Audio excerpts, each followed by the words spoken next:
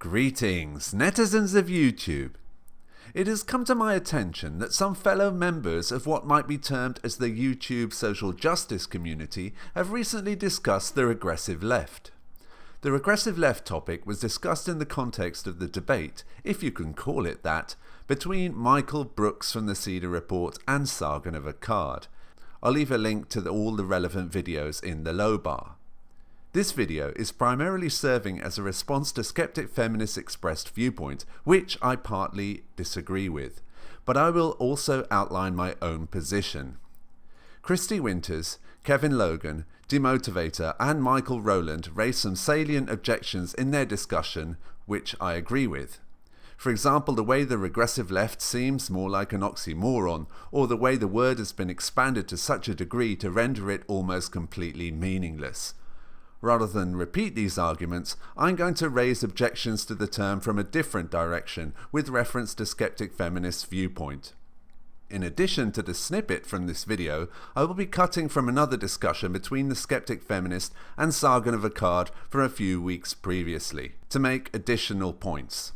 First of all, I'd like to look at Majid Nawaz's updated definition, which Russian Deadpool quotes. So he has to say on the regressive left is that it's a section within the left, now not all of those on the left, who have come to the view that for the sake of political correctness, for the sake of tolerating what they believe is other cultures, they have an inherent hesitation to challenge some of the bigotry that can occur within minority communities, minorities for the West.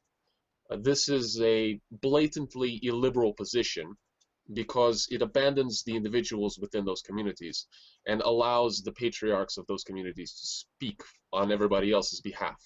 So the minorities within the minorities are abandoned. On its own, this is not a definition I have a serious issue with.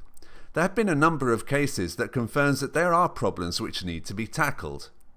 There is a tendency on the part of some decision makers who, instead of consulting with the grassroots, i.e. the minorities of the minority, they tend to go to, say, the religious leaders of a minority who may well be corrupt or support conservative and unacceptable practices, such as forced marriage or the ostracization of homosexuals within minority communities. But I don't think political correctness is the only reason for this type of behavior. Nor do I think that decision makers have to be on the left of the political spectrum to condone bigotry within minority communities. It may also be simply a case of local government, for example, going to an established representative of a community rather than seeking out potential minority within minority partners within that community. That might be through ignorance or laziness, or simply following the path of least resistance. Or it may be that an organized minority group within the minority does not exist. There may be fear on the part of local government that if they bypass a long-established representative of a minority community, that this community can exercise its power on a national level to force said local government into cooperating with them. This is more a matter of the lobbying power of that community organization rather than local government wanting to be politically correct. Although one can pose the counter-argument that a reason why a community organization has national power might be connected to political correctness.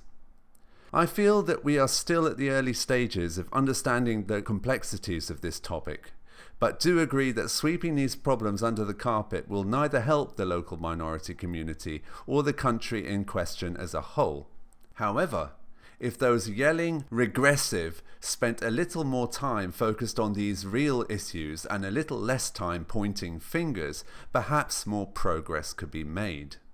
There is also the legitimate question which Demotivator raised, that many are not simply being accused of being hesitant to condone bigotry within minority communities, as Nawaz says. Rather, they are being accused of supporting bigotry within minority communities.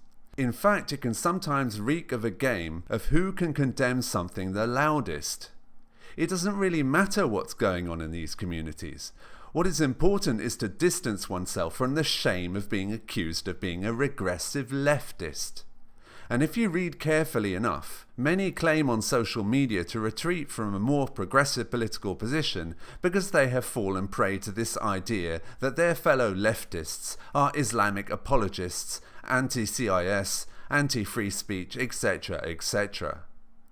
My main objection is the argument that those from the regressive left are illiberal. In order to make such a statement, I think it's vital that we define what liberal is. If we are using the vernacular term common in the US, referring to anybody who is left of a moderate as being liberal, then this surely makes regressive leftists liberals, because they certainly are not on the right. However, I'm confident that the criticism of regressives being illiberal is referring to liberalism as a concept. So it is necessary to define liberalism in order to criticize regressives for not adhering to the fundamental tenets of liberalism. It is perhaps equally as important to define progressivism, since regressive is often used interchangeably with progressive. As progressivism is surely the closer relative to regressivism than liberal is, it seems crucial to make this distinction. There is another serious issue that needs to be addressed. What if those accused of being regressives are not actually liberals, but socialists? Or somebody like myself somewhere between a social democrat and a democratic socialist? Why is it considered to be some kind of slight or insult to be accused of being illiberal, when we don't believe that liberalism as a philosophy offers all the answers in the first place? Indeed, looking at the current system, many may feel that socialism offers potential solutions to national and global problems that liberalism seems to have repeatedly failed at addressing. As I stated previously, this is why candidates such as Sanders in the US and Corbyn in the UK have appeared. What about social anarchists? What about left libertarians? The question of what being a liberal means is vital. Thirdly, and this is related to the second point and is crucial, not all, but the majority of liberals who are vocally criticizing regressives are opposed to progressivism. What we have, in my opinion, are many establishment and mainstream liberals who are using the term regressive to create a false narrative that liberalism is under attack, and that the only way to stop liberalism from being taken over by regressives, SJWs, neo-progressives, authoritarian left, communist, cultural Marxist, is to attack those on the left. These liberals are invariably to be found in the mainstream media or on highly popular YouTube channels, heralding a form of McCarthyism light against the left. What most of these mainstream liberals have in common is a shared economic ideology, classical liberalism. As I outlined in a response video to Sargon some months ago, classical liberalism is an ideology shared by moderate conservatives and right-leaning economic liberals. So I think it's relevant to pose the question as to whether the accusation of being illiberal is actually a reference to those not supporting neoliberal economics, such as emphasis on private property, free markets, and shrinking government, rather than there being an issue with, say, Islamic apologism. But there is another element to consider. Some of the criticisms against progressives/regressives are from those that believe in American militarism and interventionism abroad, either known as neocons or liberal hawks.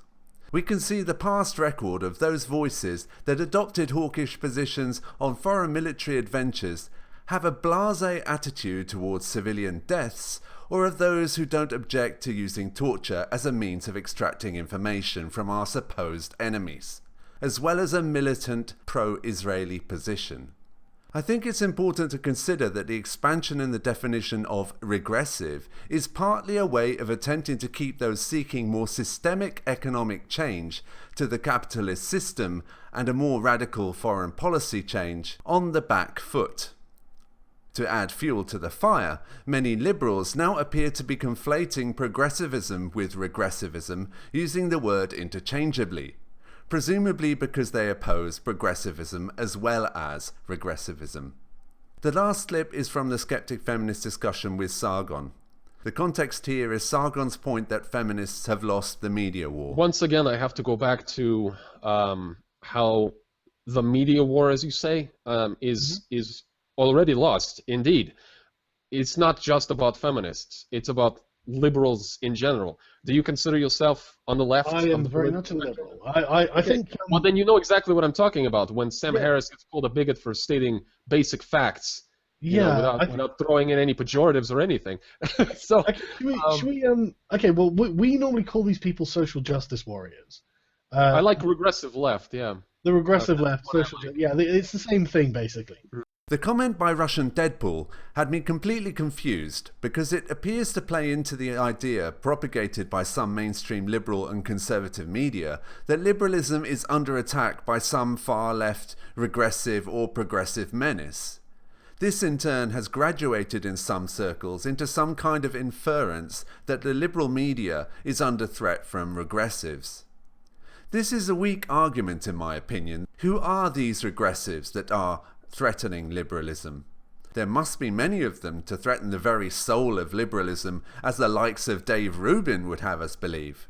Or if we are to assume that it is progressives we are talking about who seamlessly slip into regressivism and back to progressivism, then isn't it right we should know who these misguided souls are?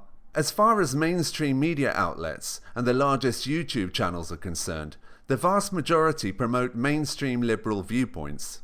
A small minority are progressive, and these channels and media are often far less popular with little to no corporate backing, for obvious reasons. Corporations are far happier to make deals with media that promotes the economic system which ensures their continued profits. Why not let's name the regressive media as well then? Lastly, I consider skeptic feminists as allies. And if I've misunderstood or misinterpreted their position, it isn't in bad faith. It's entirely possible that they have modified their position since the discussion with Sargon, which preceded the SJWs define regressive left discussion. My issue is with those who are using the regressive left in a calculated and ignorant way, not with those that want to solve real-life problems. So, Skeptic Feminist, that is Russian Deadpool, Ivy and Harley, I would ask that you look into these points and attempt to address them in the form of a response video. Alternatively, I would say in the kindest possible terms, "Come at me, bro."